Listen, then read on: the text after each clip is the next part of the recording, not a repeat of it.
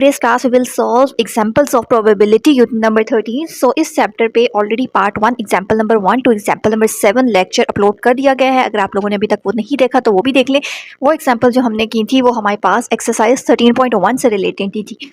आज की क्लास में हमने जो एग्जाम्पल्स कवर करनी है वो एक्सरसाइज 13.2 से रिलेटेड है. सो स्टार्ट करते हैं अपना आज का लेक्चर. पेज नंबर 252 पे हमारे पास एग्जाम्पल नंबर 8 आ जाती है, relative frequency of the given data. ठीक है, और यहाँ पे हमारे पास डेट कवर्ड लिखा हुआ है बट यहाँ पे डाटा कवर्ड है.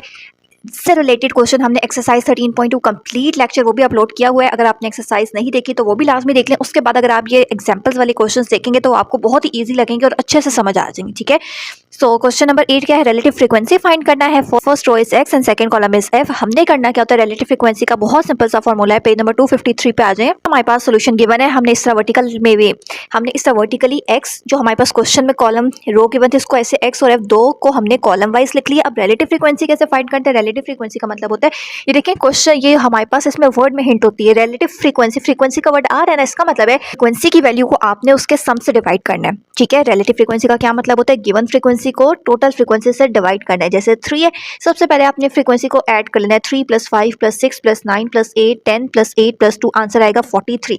सम करें तो समीशन एफ. रिलेटिव फ्रीक्वेंसी का मतलब होता है हर फ्रीक्वेंसी को 3 को डिवाइड करेंगे 43 से, जो आंसर आ रहा है वो लिख लें. क्या आएगा, कैलकुलेट करेंगे 0.07 डायरेक्ट है, कैलकुलेटर में करें.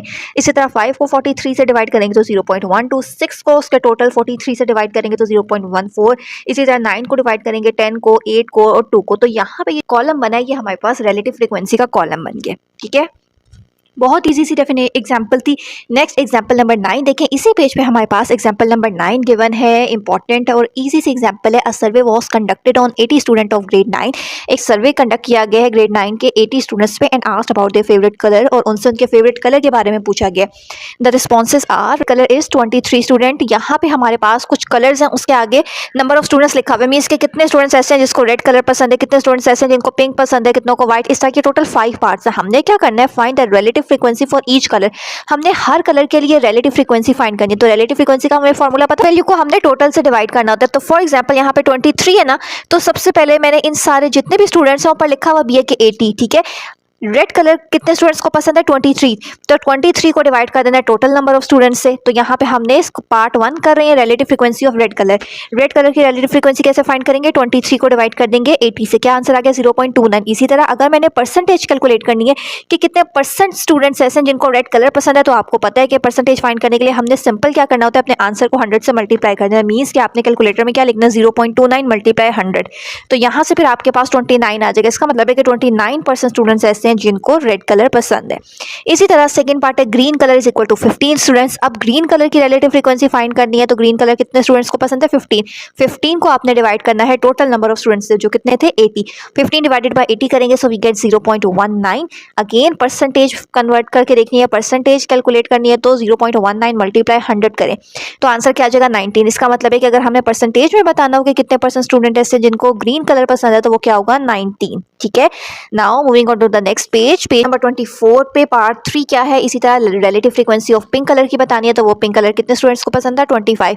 फ्रीक्वेंसी रिलेटिव फाइंड करनी है तो उसको टोटल नंबर ऑफ स्टूडेंट्स से डिवाइड कर दिया, वी गेट 0.31. परसेंटेज कैलकुलेट करनी है तो 0.31 × 100 सो वी गेट 31%. इसी तरह part 4 relative frequency for the blue colour. Blue colour कितने स्टूडेंट्स को पसंद था, 10 को, तो टोटल से डिवाइड कर दिया 0.12. परसेंटेज के लिए 100 से मल्टीप्लाई कर दिया. Similarly part 5 last part, relative frequency for white colour.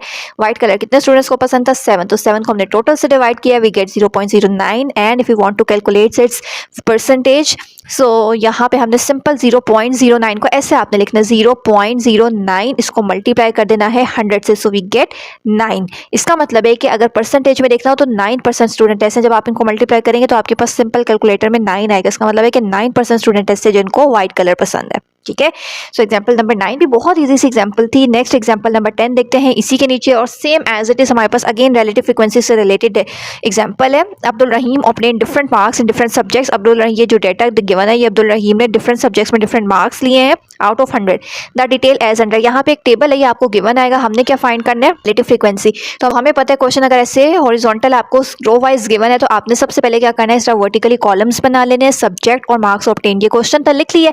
Third column करना है रिलेटिव फ्रीक्वेंसी का जो हमने फाइंड करना है उसका क्या मतलब होता है, हर वैल्यू को उसके टोटल से डिवाइड करना है। तो सबसे पहला काम आपने क्या करना है, जो सेकंड कॉलम होता है ये फ्रीक्वेंसी है, तो आपने 75 plus 80 plus 72 plus 95 plus 81 plus 85 करना है। आंसर क्या आ जाएगा 488। ऐड करें ना, इसलिए समीशन एफ लिख दिया, ये फ्रीक्वेंसी वाला कॉलम है, इसको ऐड करेंगे तो समीशन एफ बन जाएगा। ठीक है, रिलेटिव फ्रीक्वेंसी फाइंड करना है तो 75 को टोटल से डिवाइड करें, डायरेक्ट कैलकुलेटर में करें 0.15। इसी तरह 80 डिवाइडेड बाय 488 तो 0.16, 72 को डिवाइड करेंगे 0.15, 95 को डिवाइड करेंगे तो 0.19 आ जाएगा, 81 को डिवाइड करेंगे 488 से तो 0.17 आ जाएगा, और इसी तरह 85 को डिवाइड करेंगे 488 से तो 0.17 आ जाएगा। ठीक है, तो बेसिकली रिलेटिव फ्रीक्वेंसी फाइंड करना बहुत ईजी होता है, सिर्फ हमने फ्रीक्वेंसी को सम ऑफ फ्रीक्वेंसी से डिवाइड करना होता है। ठीक है, मीन्स के आपके पास जो भी नंबर गिवन है उसको आपने टोटल नंबर के साथ डिवाइड कर देना है। तो इस तरीके से हम रिलेटिव फ्रीक्वेंसी जो है वो फाइंड आउट कर लेते हैं। 3 एग्जांपल्स थी इससे रिलेटेड, एग्जांपल 8, 9 एंड 10। नेक्स्ट हमारे पास पेज 255 पे आ जाएं। 255 पे अब नेक्स्ट टॉपिक स्टार्ट हो रहा था एक्सपेक्टेड फ्रीक्वेंसी। इसका मतलब है कि अब इससे नीचे जो एग्जांपल नंबर 11, सो ऑन 12 और 13 है वो एक्सपेक्टेड फ्रीक्वेंसी से रिलेटेड है। ठीक है, अब एग्जांपल नंबर 11 देख लेते हैं। 6 fair dices are rolled, 6 dice हैं, ठीक है, 6 लूडो के दाने हैं जिनको 50 टाइम्स रोल किया गया। The probability of occurrence of different number of sixes are given below, find the expected frequency of the following data.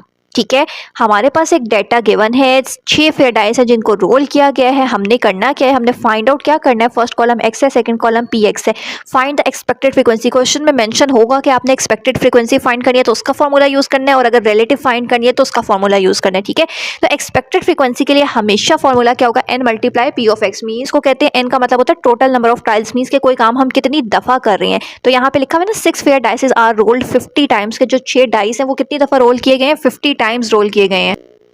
ठीक है, तो हमने क्या करना है, इसमें हमारे पास n क्या आ जाएगा 50। ठीक है, कि ये काम कितनी दफा हो रहा है 50।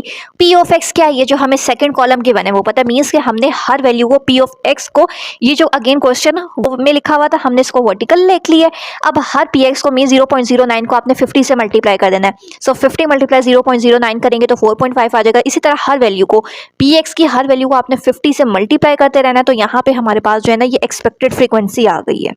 ठीक है, एक्सपेक्टेड फ्रीक्वेंसी भी फाइंड करना बहुत इजी होता है। नेक्स्ट एग्जांपल नंबर 12 देख लें। एग्जांपल नंबर 12 हमारे पास अब ये टॉपिक रियल लाइफ एप्लीकेशंस आ जाती हैं। अब यहाँ पे हमने क्या करना है, अगेन एक्सपेक्टेड फ्रीक्वेंसी ही फाइंड आउट करनी है। एग्जांपल 12 देखें, find the average number of times getting 1 और 6 when a fair dice is rolled 300 times. एक डाइस है, आ फेयर डाइस है ना, एक डाइस है जिसको 300 टाइम्स 300 दफ़ा रोल किया गया है, उछाला गया है। हमने बताना है, एवरेज बताना है कि कितनी दफ़ा उस डाइस पे 1 या 6 आया होगा, हमने उसका एवरेज कैलकुलेट करके बताना है। ठीक है, तो सिंपल सबसे पहले ना हम प्रोबेबिलिटी फाइंड करते हैं। एक डाइस है ना, तो सैंपल स्पेस में क्या होगा 1 2 3 4 5 6, एन ऑफ एस क्या होगा 6। अब क्या उन्होंने कहा था कि क्या नंबर होना चाहिए 1 और 6, तो हम अपने क्वेश्चन को बी या ए जो मर्जी कह दें, क्या नंबर्स होने चाहिए 1 6 के कितने नंबर हैं 2, तो एन ओ पी मैंने क्या लिख लिया है 2। आज हम प्रोबेबिलिटी फाइंड करनी है तो पी ओ बी क्या होता है n o b divided by n of s. N o b 2 था, एन ऑफ एस 6 था, कटिंग हो सकती है 2 1 2 एंड 2 3 6। फाइंड कर लिए। अब हमने एवरेज फाइंड करना था ना, कि एवरेज बताएं 300 दफ़ा जब डाइस रोल किया उस पर 1 और 6 आने के चांसेस क्या हैं। तो सिंपल हमने क्या करना है, हमने अपने नंबर को लिखा हुआ है ना। अब देखो यहाँ से आपको क्वेश्चन से ही हिंट जाती है कि आपने डाइस को कितनी दफ़ा रोल किया 300 टाइम्स। तो जब भी कोई नंबर कोई काम रिपीट हो रहा है, ठीक है, तो इसका मतलब है कि वो काम हमारे पास n है। n क्या है इस क्वेश्चन में 300। तो यहाँ से आपको पता चल जाएगा कि आपने कौन सा फॉर्मूला यूज करना है, एक्सपेक्टेड फ्रीक्वेंसी या रिलेटिव फ्रीक्वेंसी। अगर रिलेटिव फ्रीक्वेंसी की बात करते हैं तो उसमें सिर्फ फ्रीक्वेंसी को टोटल से डिवाइड करना होता है, और अगर हम एक्सपेक्टेड की बात करते हैं तो उसमें हमने n को मल्टीप्लाई करना होता है p ऑफ x से।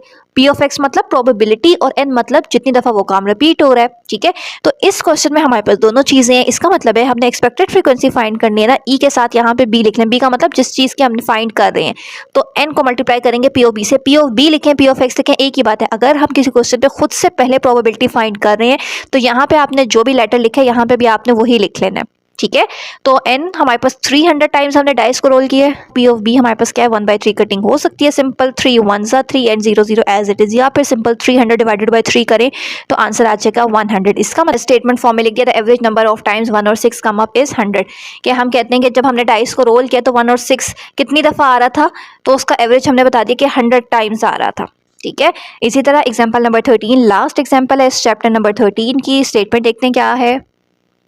If the probability of defected balls is 0.3। अब ये बिल्कुल ऐसा क्वेश्चन है जैसे एक्सरसाइज 13.2 में ना लास्ट क्वेश्चन था, सेम वैसे ही है। Find the number of non defective balls in a total two 800। हमारे पास टोटल डिफेक्टिव बॉल्स कितने हैं, 0.3। डिफेक्टिव का मतलब होता है खराब, ठीक है। अब हम कहते हैं हमने प्रोबेबिलिटी कितनी की बतानी है, नॉन डिफेक्टिव, यानी कि 800 में से 0.3 बॉल्स ऐसे हैं जो डिफेक्टिव हैं, खराब है, उनकी प्रोबेबिलिटी बताई हुई है। हमने जितने खराब नहीं है टोटल में से वो कैलकुलेट करके बताना है, ठीक है। तो the probability of defective ball, जो चीज़ें गिवन है उसको हमने लिख ली। फिर the probability of non defective ball, हमें ख़राब तो पता है कि कितने ख़राब है 0.3, ये नहीं पता कि कितने ठीक हैं, हमने वो फाइंड करना है। तो हम कहते हैं कि probability of non defective ball, हमें पता है ना ये नोट वाले क्वेश्चन में सिंपल अगर नंबर गिवन ना होता है तो हमने उसको 1 में से माइनस कर देना है। इसी तरह ख़राब की पट्टी पता है, हमने ठीक की बतानी है, नॉन डिफेक्टिव का मतलब है ठीक, तो आपने अपने आंसर को 1 में से माइनस कर देना है, सिंपल। तो 1 माइनस 0.3 करेंगे क्या आ जाएगा, 0.7। अगर हमने सिंपल बताना है कि वो नंबर्स कितने बनते हैं, मीन्स के 800 में से कितने बॉल्स ठीक है, नंबर्स बताएं, तो वो हमने क्या करना होता है, जो आंसर आया है नॉन डिफेक्टिव बॉल्स का उसको सिंपल आपने टोटल से मल्टीप्लाई कर देना होता है। तो 0.7 मल्टीप्लाई 800 करेंगे तो 560 आ जाएगा, ठीक है। तो इसका मतलब है कि नॉन डिफेक्टिव बॉल्स कितने हैं 800 में से 560। इजी सा क्वेश्चन था, बहुत इजी सा क्वेश्चन था। सो आई होप आपको ये लेक्चर आज का क्लियर हो चुका होगा। स्टिल कोई कंफ्यूजन है तो कमेंट सेक्शन में ज़रूर पूछ सकते हैं। चैनल पे नहीं है तो चैनल को सब्सक्राइब लास्ट में कर लीजिए। पूरी बुक की क्लास 9 मैथ्स कंप्लीट बुक पे एक एक चैप्टर पे वीडियोस अपलोड की गई हैं। अब हमने इसकी एग्जांपल स्टार्ट की हैं। सो चैनल पे न्यू है तो चैनल को लास्ट में सब्सक्राइब कर लीजिए ताकि आगे आने वाली तमाम वीडियोस का नोटिफिकेशन आप लोगों को मिलता रहे। तो stay connected with us and thanks for watching.